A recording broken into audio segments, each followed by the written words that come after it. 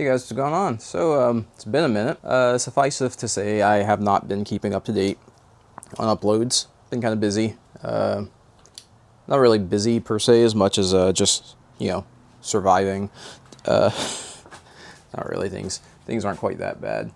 But, I mean, things aren't bad at all, really. Anyways. So, yeah, the car. I mean, you probably could have guessed that if I was uploading a video, it was probably in this state.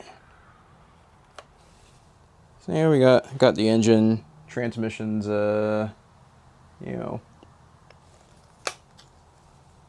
transmissions in a few pieces down here, and completely apart up here. Well, not completely. I still haven't taken apart the output or input side. I guess it would be output. No, input. Output side. There we go, yeah, because that goes to the differential. I haven't taken apart the output shaft. Anyways, reason I haven't been uploading, just kind of haven't felt like it, to be honest. Had a few things in life kind of take precedence. Had a few things in life kind of take precedence over the car. So I haven't been able to devote as much time as I would have liked to the car, so I just haven't really been doing a lot to it. Pretty much put the cage in, did the twin disc, the Chinese twin disc that failed. Then I put the clutch masters in, and it's been running great. And just haven't really been back to the track. I've never made it back to the track with the clutch masters, because the transmission had been grinding pretty bad. Like you probably saw in that Dude Blues video, like him trying to shift to third, just grinding like horribly, missing gears and stuff. And it's because the transmission is like a 30-year-old transmission that had never really truly been rebuilt. I took it apart to put a LSD in, but didn't do the important thing, which was swapping out these synchros. That was really loud. Swapping out these synchros. Never bothered to do a proper rebuild. Never bothered actually swapping out the synchros inside the transmission because I was lazy. Didn't feel like pulling apart the gear stack. And now here we are. Basically, we got to a point where it was grinding second and third really, really bad, and then got to the point where I couldn't actually shift into third. And took the trans apart. Turns out what the issue was this sleeve here, this collar. I don't know how familiar you guys are with manual transmissions. Alright, but anyways, you got this collar, right? So this rides on the shaft. This always spins with the shaft.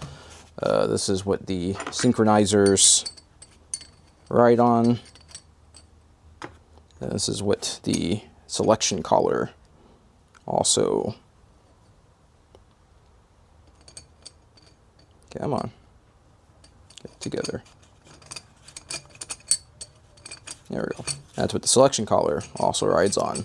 So then if you take our gear here, our gear has these little dogs on them, these little teeth. And, alright, so this is free spinning on the shaft. And they're solid on this shaft, the output shaft, and this is the input shaft. So when you select a gear, alright, this collar comes up, locks in this gear, and now, now the shaft, now the input shaft is spinning with, this gear. Alright, so that's what locks the gear in, is this sleeve here. So what had happened was the transmission had been grinding so much is that these little... So what had happened was, since it had been grinding third so much, these little teeth, the tips of these little... I don't know what you call them. I guess teeth, gears, not gears. Anyways, the tips of these had been mushroomed out and ballooned out, like smeared from all the grinding, that I could no longer engage. Like, these teeth wouldn't fit between these teeth because they had been mushroomed out so much. So, since this part is no longer in production and really hard to find, I just took a file, to it and ground down all the little mushroomed off pieces. And let's hope that that is sufficient, because you just kind of got to work with what you got, because like I said, I can't find another one. As far as the synchronizers go, I think this is the 4th gear synchronizers. I mean, they're identical. 3rd and 4th run the same type of synchronizer. But like looking at the gear here,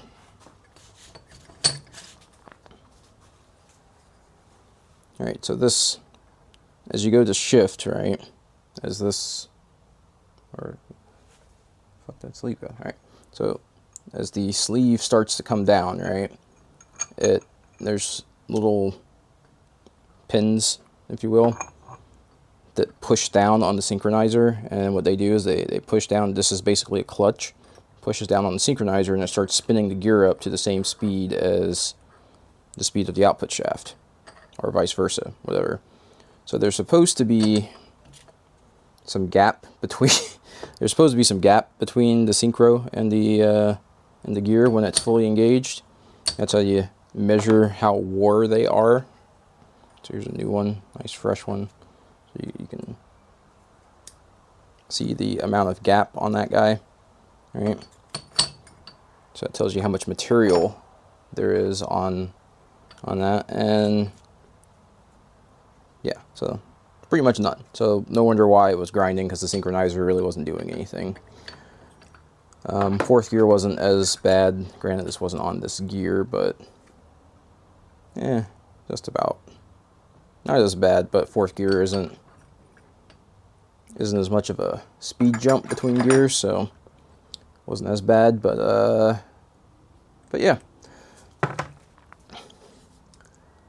So yeah, if your car starts grinding, don't just keep driving it for like a year straight and just being like, oh well, you know, I'll just keep grinding, I'll just keep driving and driving until I'm forced to take it apart, because now here we are, we got the good weather, and this is my transmission, you know, and not at the track. So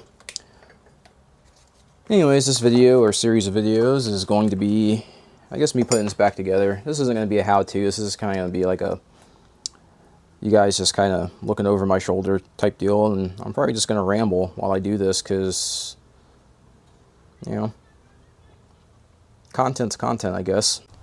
So yeah, this may or may not be the way that Toyota tells you to do this, but that's the way I'm going to do it. It's pretty close to the way Toyota tells you to do it. I'm just not using the exact tools that Toyota may call out, but this is what I got. So this is the output shaft, and so we should be able to press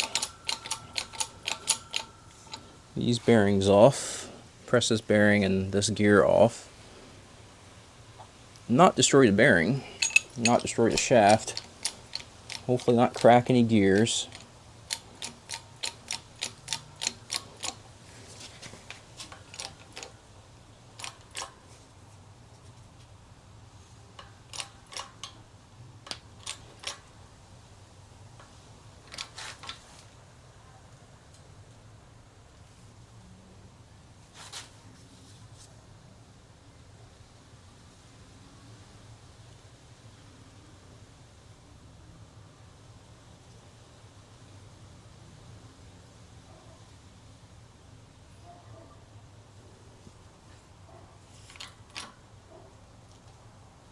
Yeah, that ain't moving yet.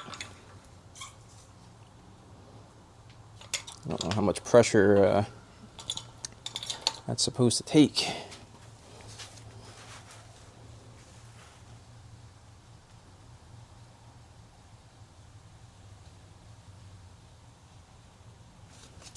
Double check, make sure I'm doing that from the right end.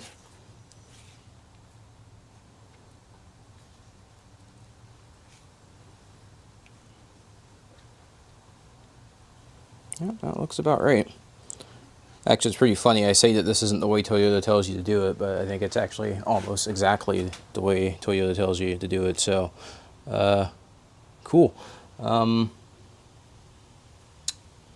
This feels He'll sketch. He'll super sketch.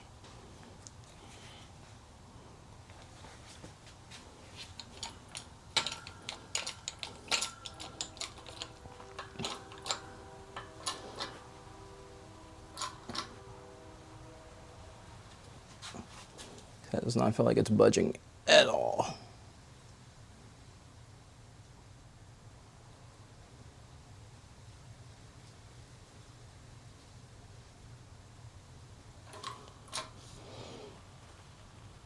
Jesus, yeah, that's... You'd think there'd be some sliding or something. I don't think there's any rings I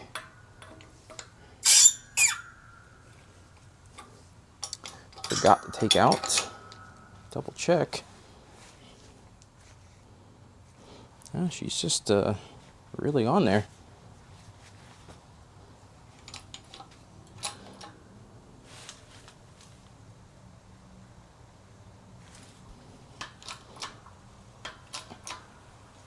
Oh, okay. It just took a couple of tries. You know, all I do is just be a little patient with it. Oh, there it goes. Okay.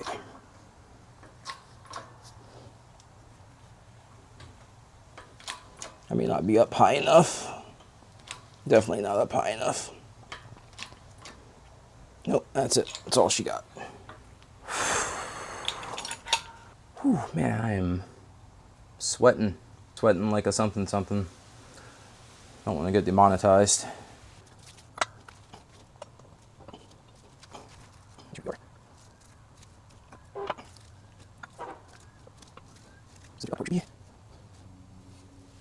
All right.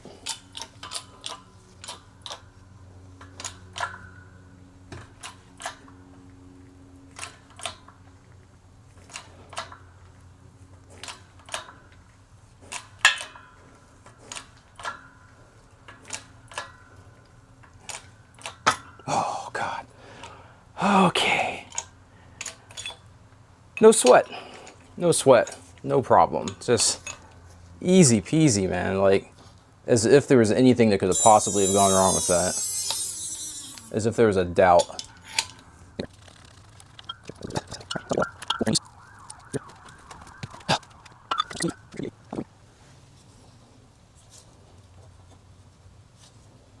Super sketch things to do that are sketchy.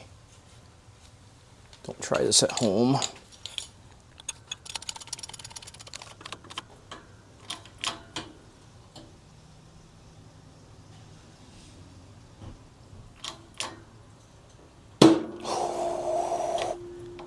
Whoo, buddy. Are we still in the clear? I think we're still in the clear. That's gonna come out of there with some force. We got some spring tension on that one.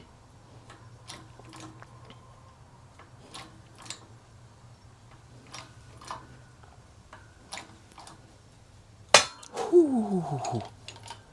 Okay.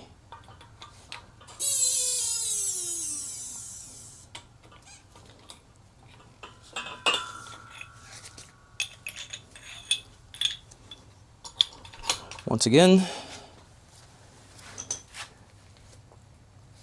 easy peasy, absolutely nothing to worry about. Like, zero stress. Just, like, I mean, easy as riding a bike. Like, if you're stressed out about doing this, there's just no reason to even be stressed about it. There's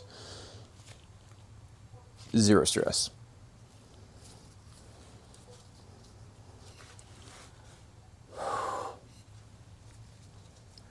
Jesus fucking Christ.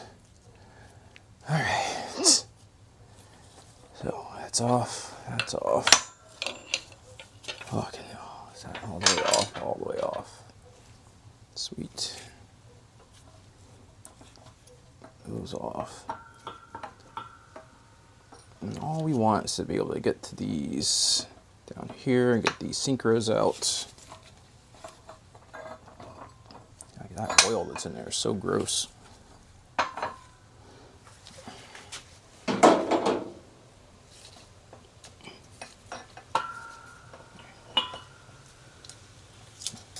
Oh, that's a whole bearing.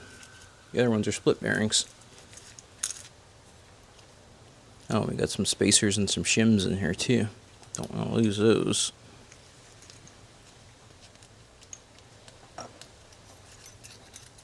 Oh, a spacer, that's probably a, yeah, good old C-ring. Yikes. Take that. Yeah, there ain't nothing left of that. I think that's actually steel with a bronze coating on it. And I say that because it looks like it's either got metal transfer or the coating's completely wore off. It's pretty heavy. Oh, bronze is pretty hairy. Bronze is pretty heavy, or brass, or whatever this may be. Don't want to lose any of those guys.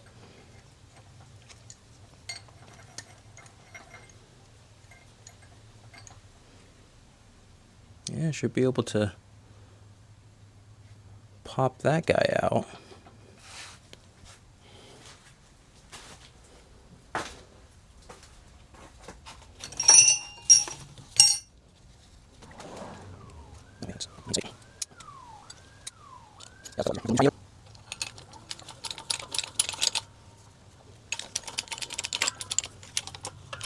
Oh, it's coming out there pretty easily. Oh, there we go. Oh dear, oh dear. Disassembled. Sweet. Clean all this stuff up. Alright, so got all our parts cleaned, disassembled, ready to go back together. We got our new synchros that are impossible to find. So shout out to these guys. They're pretty much the only ones that produce aftermarket, or I guess produce aftermarket reproduction synchros for the first gen E153/E50 or E50, whatever you want to call it. Anyways, yeah, they were Two Spec Garage on Facebook. I think they're getting rid of their social media presence and kind of going back to a small town kind of local business for reasons, who knows. Anyways, the guy is insanely helpful. Sent me all types of information on rebuilding the E153, all types of tips. Some things that I'm not going to do right now just because I don't have the time or the money to do it. But for right now, we're just going to get it back together, see if we can make some passes before the entire other year goes by. But yeah, main thing, this transmission was grinding second and grinding third real bad. And I got to the point to where third gear just wouldn't even engage because it had rounded off the teeth on the synchronizer hub. So anyways, yeah.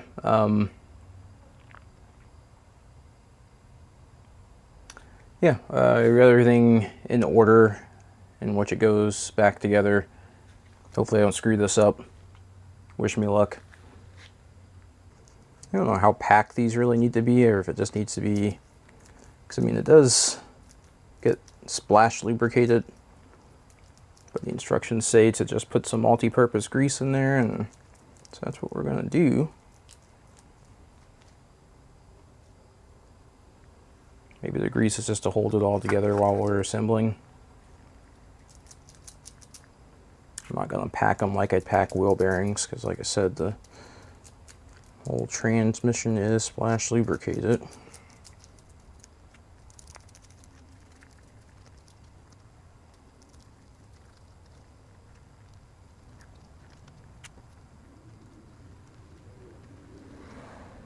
Yummy. Alright, so nice new synchro. I can just kind of go on anyway. And our hub here, we do have to be careful that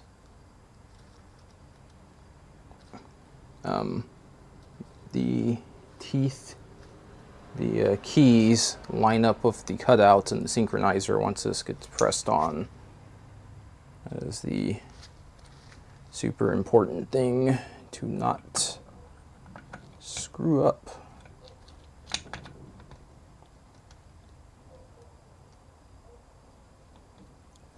I should put a little lube on there to aid in the,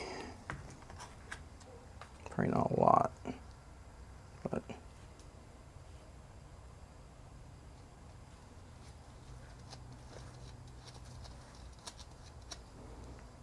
it is a very tight press fit, so you really don't want goop or anything in there, but nice little thin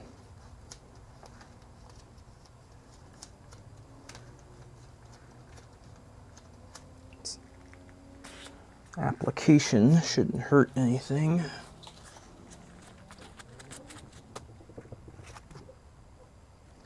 Something's in there. I kind of use that as a marker.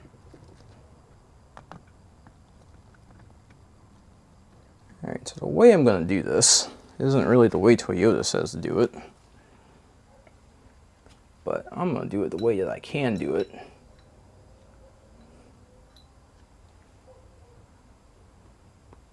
Utilize the tools at your disposal.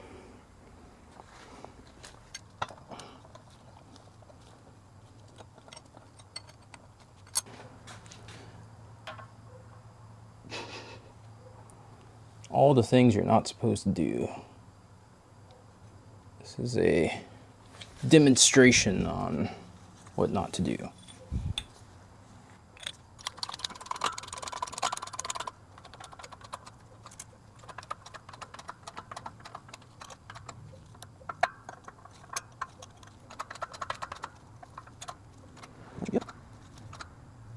Looks like that's on there.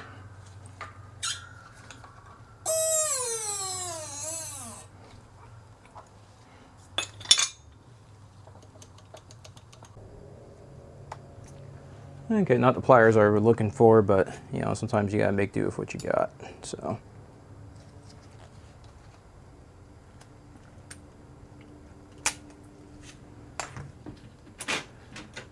nice if I could find those lovely pliers, because they make life a lot easier. Can't even find a screwdriver I had. I take a guess. Screwdriver is probably next to the pliers.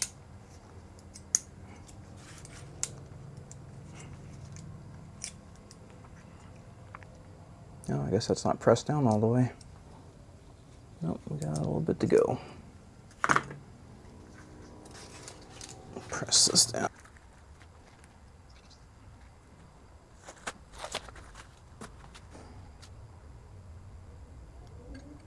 Is it going there? Year. What the fuck that was? That didn't sound good.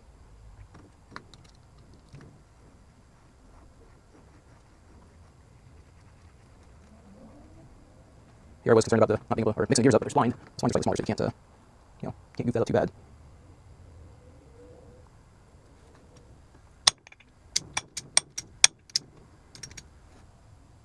Hold that there.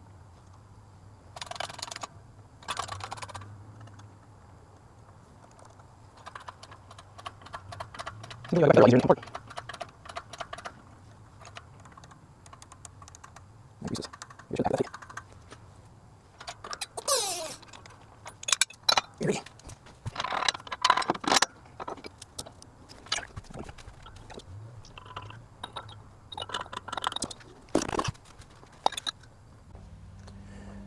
Alright, so jumping around a bit.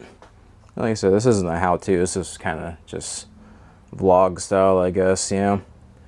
One of the kind of overlooked aspects of the E153, and I guess a lot of transmissions, is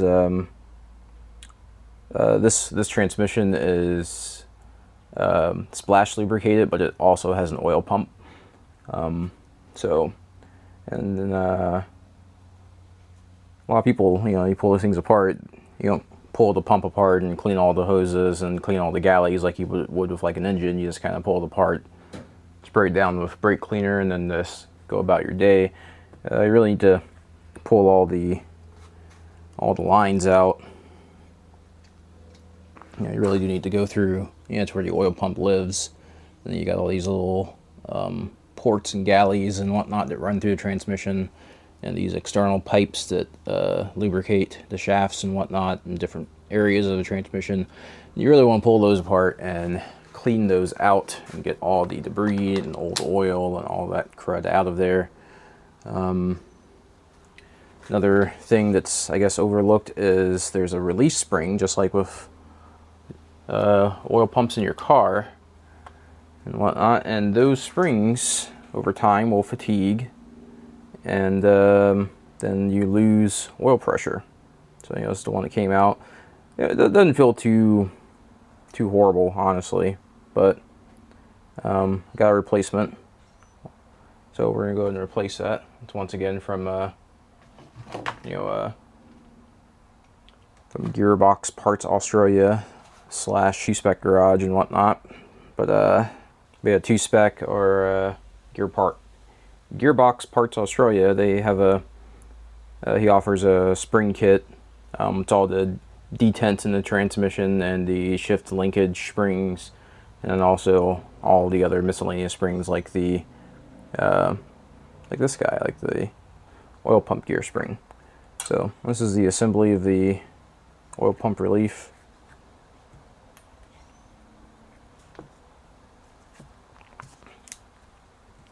Probably not going to use this oil. It's just what I could find, and it's yellow metal approved. Just using it to lubricate the parts during assembly, not necessarily going to run it in the transmission, but I could. I'm probably going to order some Redline oil. That is what I trust.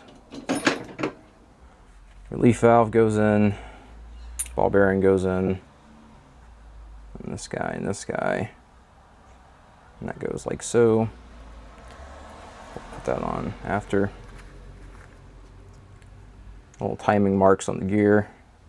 You'd think they'd be facing up, they were facing down, so I'm going to face it down like the way it was. But oh, timing marks there, if you can see the 2 arrows, so that when that goes there, it's in the right position.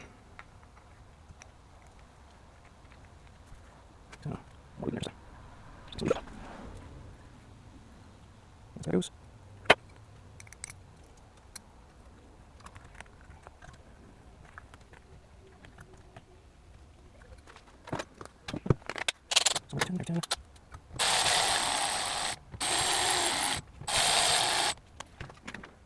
Somewhere I'm sure there's torque specs. I'm just gonna go by feels here.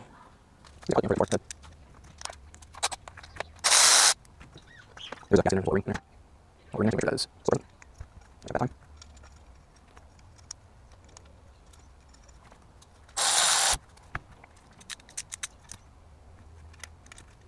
Yeah.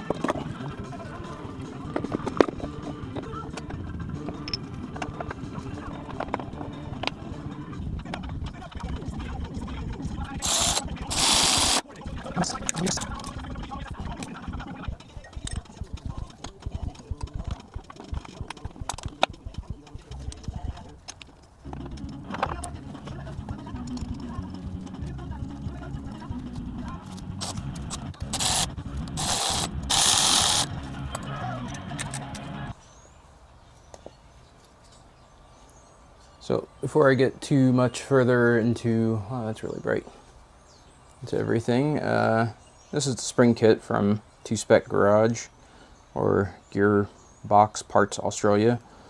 These are the 2 springs that go into the selector guy, and these are the detent springs. And so with time, they get worn down. Anyways, over time they get to the point where they no longer hold their shape. And you get gear boxes that pop out of gear, and no fun for anyone.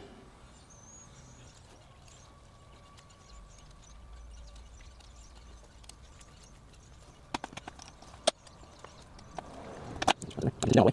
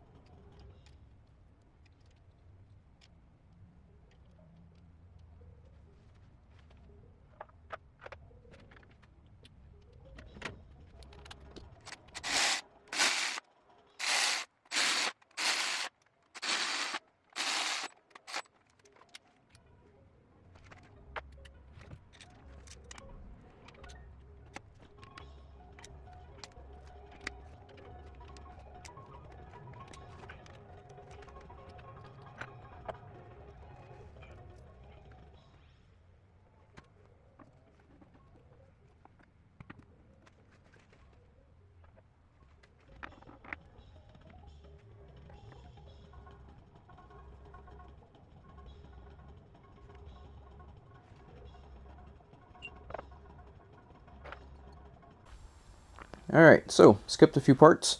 Got it all back together. Went ahead and sprayed it with some cheap paint I had, not cheap paint, but some old paint I had sitting around. Otherwise, if I didn't have the paint sitting around, I probably wouldn't have painted the thing, but it was looking pretty cruddy, so went ahead and put some coats on there and made it look all nice and shiny. I'll probably stab that back onto the engine, and I'll do it off camera because it's embarrassing. See me sweating and cursing like that. So need to clean the engine bay up because it's pretty gross looking, and I figure it's a good time to do it when the engine and transmission is not in the engine bay. So probably just grab the pressure washer and wash all that stuff out. The other thing I need to do is I have a staging brake.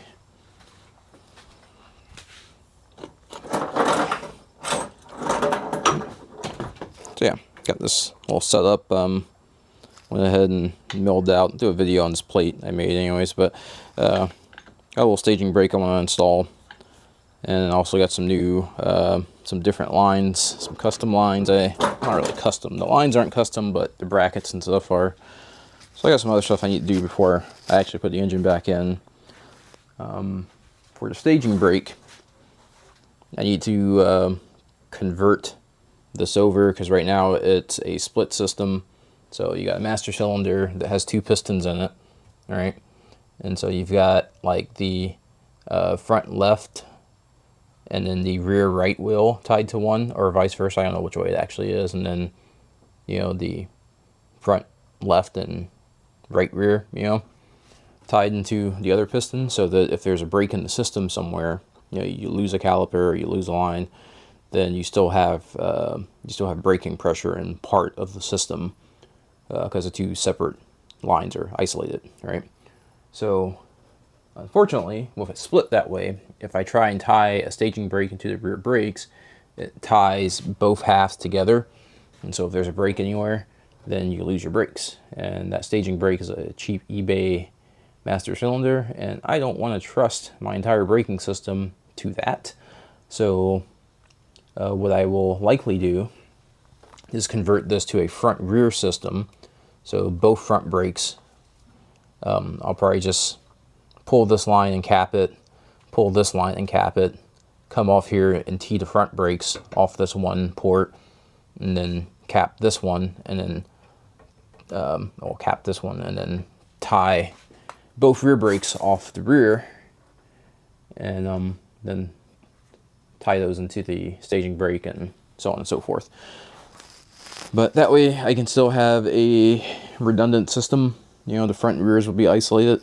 Not ideal, because if you lose the rear brakes, you know, and you step on the pedal, you have 100% front braking. You have the potential, like in an emergency braking situation, you know, you can make the car spin out. But if you know how to drive, then that's not as big of an issue.